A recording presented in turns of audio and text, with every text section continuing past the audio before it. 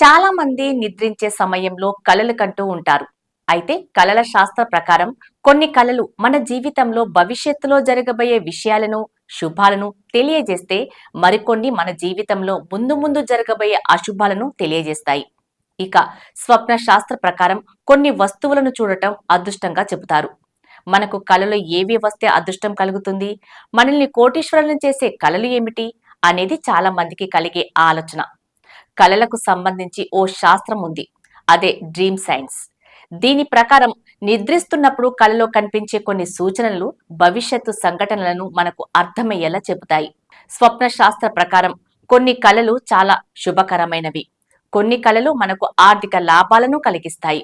కలలో డబ్బు లేదా బంగారాన్ని చూసినట్టుగా వస్తే అది శుభ పరిణామంగా, సంపన్న యోగం పట్టించే కలలుగా చెప్పవచ్చు.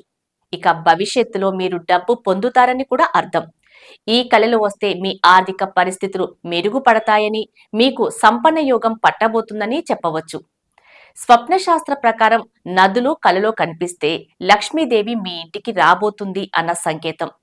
ఇలాంటి కల వస్తే మీరు ఆర్థిక ఇబ్బందుల నుండి త్వరలోనే బయటపడతారు.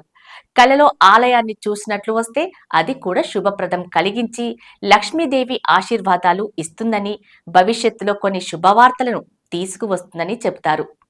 స్వప్న శాస్త్ర ప్రకారం కలలో తామర పువ్వు కనిపిస్తే కుటుంబ జీవితంలో ఆనందం, శ్రేయస్సు, శాంతి, ఐశ్వర్యం కలుగుతాయని చెబుతారు. అంతేకాదు కలలో దీపదర్శనం కూడా శుభ సూచకం. ఎవరికైతే కలలో వెలుగుతున్న దీపం కనిపిస్తుందో అది వారికి లక్ష్మీదేవి ప్రత్యేక ఆశీర్వాదాలు ఇస్తుంది. మొత్తంగా కలలో కనిపించే ఈ 5 వస్తువులు మీకు డబ్బులు తెస్తాయని, కోటీశ్వరులను చేస్తాయని స్వప్న శాస్త్రం చెప్తుంది.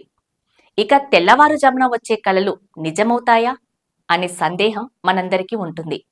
జ్యోతిష శాస్త్ర ప్రకారం తెల్లవారుజాములో వచ్చే కలలు నిజమవుతాయని మన పూర్వీకులు, జ్యోతిష శాస్త్ర నిపుణులు అంటారు.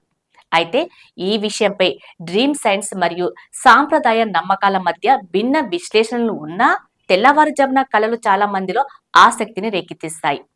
తెల్లవారుజామున మెలకువ వచ్చే సమయంలో మనం ఎక్కువగా రావ్ ఐ మూమెంట్ దశలోనే ఉంటాం. అయితే తెల్లవారుజామున కలలు బలంగా గుర్తు ఉండవచ్చు. శాస్త్రవేత్తలు ఈ కలలను అర్థం చేసుకోవటం భావోద్వేగాలను లేదా మన ఆలోచనలకు సంబంధించిన ప్రతిఫలంగా పరిగణిస్తారు.